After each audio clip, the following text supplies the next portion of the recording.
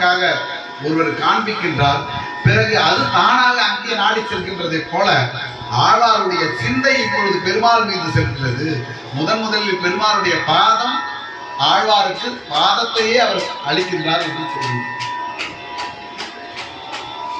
மந்திபாய் வடவேங்கடமாமலை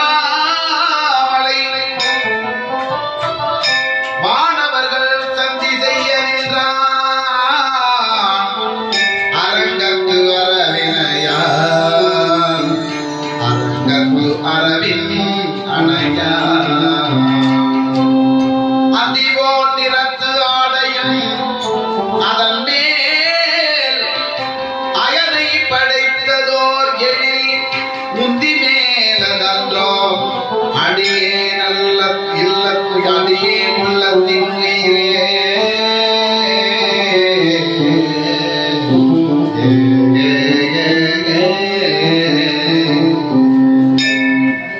அரங்கத்திலே பெருமாள் ஆண்ட ஒரு விடைபெற்று கொண்டு செல்லவிட்டோம். நான் சென்று அந்த திருவேங்கடமுடையானை சென்று விட்டு வர வேண்டும். அதை பெருமாளிடம் உத்தரவு வாங்கி கொண்டு செல்ல வேண்டும். ஏனென்றால் நான் அதை சென்று சேவித்து வருவதற்கு ஒரு வார காலமோ 10 நாளோ ஆகிறது என்றால் இங்கே இந்த கைத்தறிகளை செய்ய முடியாதே. ஆதலால் அதை பெருமாளிடமே அந்த உத்தரவை பெற்று செல்ல வேண்டும் என்று சொல்கின்றார், நினைக்கின்றார். பெருமாளிடம் கேட்கின்றார், பெருமானே அந்த திருவேங்கடத்தில் இருக்கக்கூடிய திருவேங்கடமுடையானை தரிசித்து வர வேண்டும் என்று சொல்கின்றார். அரங்கன் பெரிய பெருமாள் என்று சொல்லக்கூடியவர், நம்பெருமாள் என்று சொல்லக்கூடியவர்.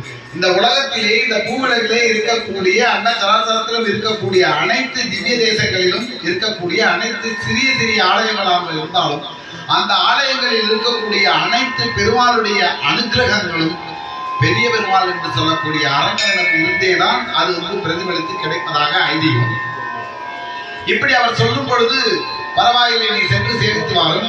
ஆனால் அந்த 3வது வாசம் மந்திவாய் வடவேங்கட மாமலை என்று இருக்கிறதே, அந்த பாசுரத்தை மொத்தம் காலையில் அதை சேவித்து விட்டு அதற்கப்புறம் செல்லும் என்று சொல்கின்றார். இந்த பாசுரத்தை அவர் ஒரு முறை பாடுகின்றார். பெருமாள் சொல்கின்றார், இன்னொரு முறை சொல்லுகின்றார், இன்னொரு முறை சொல்கின்றார், இன்னொரு முறை சொல்லுகின்றார், இன்னொரு முறை சொல்கின்றார். சொன்ன பிறகுதான் அவர் உணர்ந்தார். மந்திப்பா